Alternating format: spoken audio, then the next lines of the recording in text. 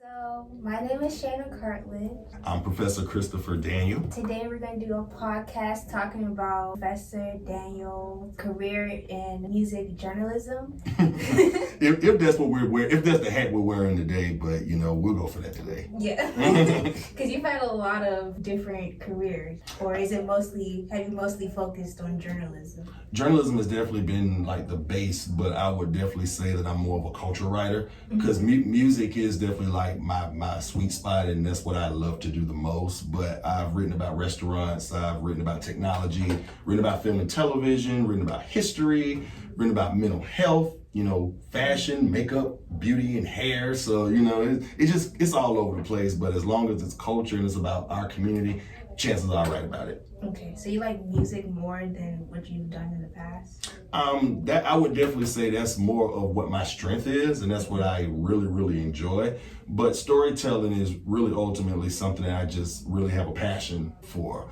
But I will say that the bulk of the work that you'll probably see on the internet that has my name attached to it is probably a music story more than likely. Have you always wanted to do journalism, or did you, branch off from? Because I feel like a lot of people in the mass media arts, they might start in one division and then branch off to radio or television or whatever. Yeah, writing was something I was just naturally good at, ever since I was a kid. It was never a time that I didn't have something to write with, a notebook in my hand or pencils or something to draw, or whatever the case may be. But I was always particularly fascinated with stories about rock musicians. When I was in elementary school, I love telling the story. I never read young adult books just because I just didn't like them. They didn't speak to me, and I just hated to read that stuff. But I could read a book about Mick Jagger, or read a book about David Bowie, or read a book about B.B. King or Prince or Michael Jackson or Tina Turner, and I could literally read the book in one sitting, and I could literally tell you everything that's going on in that story.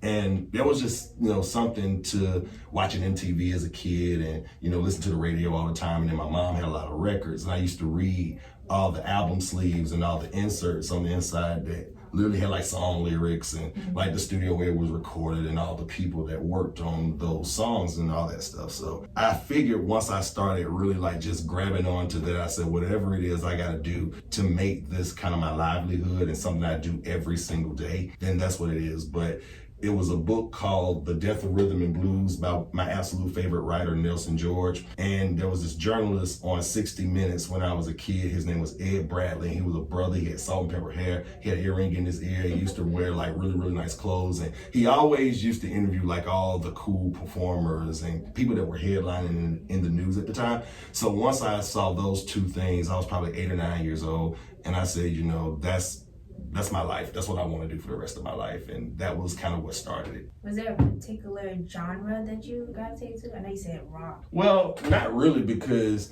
I watched a lot of MTV and VH1 as a kid. So I knew about, Culture Club and Poison and, Tina Turner, Pat Benatar and Duran Duran and, groups like that. But, my mom was a nightclub operator at one point, so a lot of disco and funk and all that nice 70s music, and that's what we listened to in the house. And my sister's 13 years older than me, so a lot of the music that she listened to was 80s R&B and Quiet Storm and all the hip-hop that was coming up in the 80s, the golden era. So when you have all this stuff literally just around you all day. And then we went to church every Sunday, and then there was gospel because my grandmother was a big gospel person. But when you're just literally around all of these different things, you just have to figure out a good way to straddle between all of them, because I like all of it. And that was something that I knew that I could speak to, and something that just kind of clinged me to it. So that's kind of how that worked. Yeah, I was gonna ask you about your growing up too, because personally I come from a single family household. So I'm usually in my own space. So sometimes people use music as a way to just occupy it. But if your whole family is associated with music, that's your destined path at that point. It really is. I mean, anytime, I don't know too many memories in my life, whether we were at a family function or whether we were cooking something or whether something was going on in our house, music was always playing. You know, when we went on vacation, certain songs were always like on the tape deck, or especially now because, you know, I'm on campus most of the time, my students are always like on their playlists, and, you know, they're always streaming stuff, or they share different things on their Instagrams, and they kind of, you know, synchronize music with like their stories and all that stuff. So some of that stuff is fascinating because you're learning as you go, and you get a good sense of kind of the stuff that, you know, your students are into, and kind of who's the next wave or who's the next big thing. So it's constantly a learning experience for me. And I think that's one of the coolest things about, you know, what you hear. A lot of times you kind of know how to meet people where they are and kind of what's going on with them. So I think the cool thing about music is it really is a connector, and it does allow me to come into somebody else's ecosystem if I don't really know what they're about, or I'm trying to figure out what's going on with them. But I've always really used it as a good way to connect with folks, for sure. How do you think, from when you first started your career to now, how do you think music has changed? Because I feel like a lot of like older people, I'm not saying you're old, older people are like, oh, I think music is dead. Like, I think R&B is dead, or like the songs nowadays aren't as, you know, popular or, you know, as good as they back in the day or whatever. But you know, that's a lot.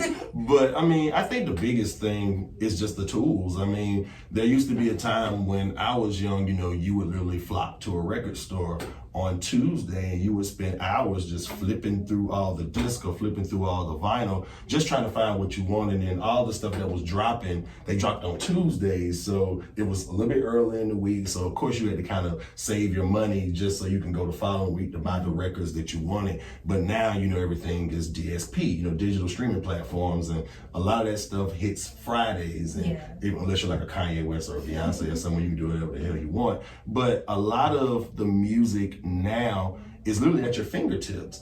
And I think most people are not, you know, as savvy as somebody like me, because I love reading like, who does this aggregated playlist suggest to me based on what I'm already listening to? And I think a lot of times people are lazy and don't want to really investigate and really go through these things, because no longer do I have to literally go to a Sam Goody or a Turtles or a Camelot. Those are record stores, people, just in case you know. But now I can literally get on Spotify and I can just scroll through, and, you know, I can just discover new stuff just sitting at home. Like, if I sit down and I'm done eating dinner, I'm done watching television, if I'm watching a television show and the song is playing in the background and I just want to know who it is, I can easily just look through it and I can find that song. So, you know, it's actually a little bit, I think music is better at this point, just because you have more resources at your disposal to find the stuff that you like. And even just if it's something that you're trying to find, you can easily find a landing page for it. So I think it's just a really, really cool time, but I think more people should really embrace the tools as opposed to pushing them away. Yeah, I think a lot of people, in terms of when they were saying like music is bad, there was something on Twitter about T-Pain. He was saying like Usher said he ruined hip hop because he used auto-tune. But I think that's really good of like differentiating your music, like adding layers to that. So do you think that helps music, like auto-tune or music enhancers? I think it depends on the artist. If you use it as a gimmick, and you know, we're just in a climate now where attention is really the commodity. Like, look at how things trend and follower counts and impressions and things like that. I think as long as you have something that can cling to the community and that people can really start to recognize you for, but it's all in what you do with it once you hook the audience. You know, it's one thing to be able to use auto-tune or, you know, just like some sort of pitch alteration software just to get the ear. But then once you get the ear, you know, try to figure out other cool, innovative ways to take what you have and just try to move it forward. I mean, and using somebody like T-Pain is actually a good singer. Like, he's actually a really good artist, and he's super funny. So he has a lot going for him that he could actually use at this point. But I do believe he's one of those artists, like, once he found it, he found it. Right. But I believe, you know, it's one of those things where it's not bad to use it to get an entryway, but then you have to figure out the other stuff that comes along with it. But if you just rely on it solely to do whatever, then that's a problem. Yeah. But other than that, you know, I think it's just good to be able to use it as a gateway for something bigger. Yeah. Do you think, because a lot of people have been saying like people or celebrities or musicians now, they keep referencing past artists like Aaliyah or like like VMAs recently. I think Normani did a tribute to Janet Jackson and stuff like that. So do you think today's culture is relying a lot on past music, or do you think we're like innovating our own type of culture? I think it's a two-way street. You have to respect the history, and I think it's always good to remind yourself of where your musical integrity and where your taste was actually born out of. So it does help when I hear like rappers now sampling like DJ Paul and Juicy J records. I'm a big 3 6 Mafia fan, and I was like a kid and I was coming of age when they were popping. So it's cool to see people start to pay homage to stuff that people at one point said was bad. And you see like a lot of Lil Jon beats being sampled at this point. And Lil Jon was one of my favorites as a kid, shout out to Lil Jon. But he, it's one of those things where I believe young people, they're just really kind of doing what our generation was doing. We were sampling 70s and 80s records. I just think the tide is starting to turn. And it's funny, like one of my best friends just told me yesterday, he said, we getting old. and it's humorous, but at the same time, it's really something that you have to kind of be cognizant of, because the stuff that we grew up on and the stuff that we thought was cool is now the stuff that your generation is starting to think is cool. So it's literally just keeping like things in motion and just keeping a cycle going. I don't really have a problem with it. Okay, because some people are like, in terms of fashion, like a lot of my generation is referencing like 90s, 2000s. Correct. And trying to like get that type of look. But then people are like, on Twitter specifically, they're like, okay, but when like the next generation comes, what are they going to have to reference for this time period if we keep referencing like past time periods? Yeah, but what's interesting about this generation too is just like you have these guys kind of revisiting the past, you really do have these artists kind of recreating something fresh. I think about somebody like Doja Cat, for example, who has, really interesting music, I think, and her look each and every single time changes with it. Somebody like Billie Eilish, same thing, the girl has Jordans, like, come on. She does. So I believe in, even just looking at people like Rihanna, who was like probably one of the biggest style setters that we'll have in this generation. We still have artists that are trendsetters. Travis Scott, same thing.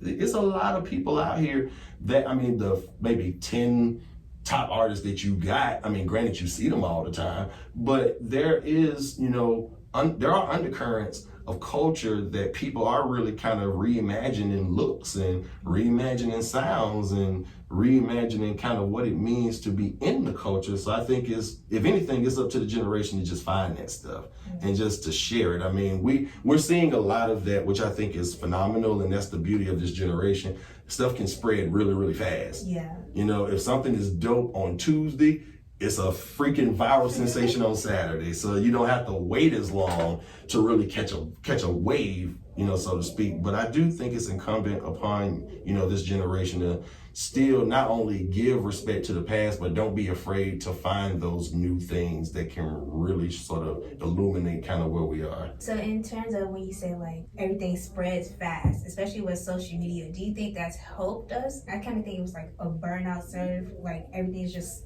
fast, and nothing really grasps that thing. So how do you think that's changed from, when you started your career versus now? Do you think that's a good thing? Do you think things should like burn out slower, or just a rapid pace of the spread of news, I believe. If I'm looking at it in terms of the spread of news, I think that's a good thing, because it really does allow you to get stuff in real time. Now, what we have to start doing is we have to have a little bit more discernment for the content that we take in and the people that we rely on to feed us information. A lot of the stuff that we're getting is trash. Because too many people are so concentrated on just trying to be the next big thing or the next viral or the next hot topic, so to speak.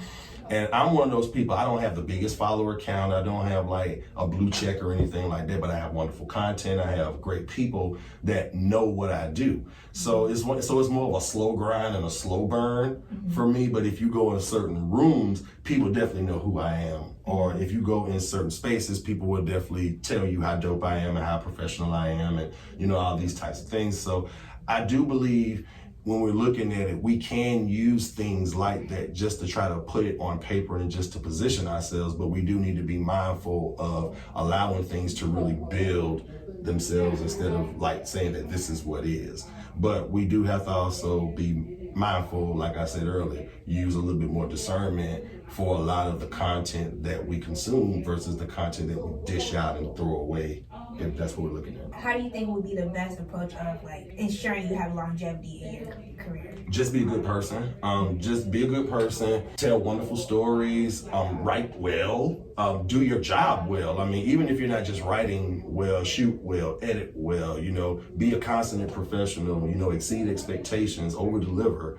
I mean, make sure and this is the biggest thing. Just love what you do. I think as long as you genuinely have a love for what's going on and a love for what you do, you'll be fantastic. I mean, most people will tell you that a lot of this stuff that I do is genuinely because it's a labor of love for me, and the money came and all the success came and everything else came, but it came because I put the work first. Did you start off, like in terms of journalism, start off in high school? Did you go to like a performing arts high school? I wish. I wish, man. I went to the main flagship high school in my hometown, Spartanburg, South Carolina. But like I said, I mean, I was on yearbook and all that stuff, but I just genuinely just love to write. I always read the paper. I always had magazines at home. Even when we went to the supermarket to buy groceries, I was in the newsstand area reading everything over there when my mom went shopping. So, I mean, a lot of it is literally just me incubating this since childhood organically, but knowing by the time I got to college that this is ultimately how I want to spend my time. That's really rare because, a lot of parents, I feel like they try to like squish that creativity aspect in some kids. And some of them just don't know that the creativity is lucrative and that there's more that you can do to harness it. But I do believe that that's ultimately kind of what's different now. You should definitely understand that there are more places for you in the world. There's an audience for everything, and there's no limit to creativity at this point. So whatever you think is within you, you have to share it with people, and you just never know who to cling to and who to kind of change in this ecosystem. So my biggest advice: do what feels right. If you do what feels right, you'll see the fruits of it. And my last question is, where do you think you'll see your career? Do you think you'll be teaching more? Do you think you'll stick to journalism? Retire? I mean, the journalism stuff is going extremely well right now, and I'm having a lot of fun doing the wealth of stuff that I'm doing, whether it's with Caesar's Palace or whether it's with Red Bull or like the press trip I'm taking tomorrow to go to Memphis to do some stuff out there. I definitely envision like book talks, working on getting a literary agent right now so I can actually start doing the type of work that I want to do. And a lot of the type of stuff that I want to do going forward is just to keep selling the culture and keep, making sure that people understand the full diversity of who we are as Black people. Because, I mean, you can only get so much of the same imagery, 100 times over. Let's make it 200 at this point and just double up and, do some things that most people would never expect from us and never really would see. That's just kind of where I'm at. We're just making sure like the culture is always front and center. That's all. Thank you. Absolutely, no problem. I mean, I'm having fun doing this stuff.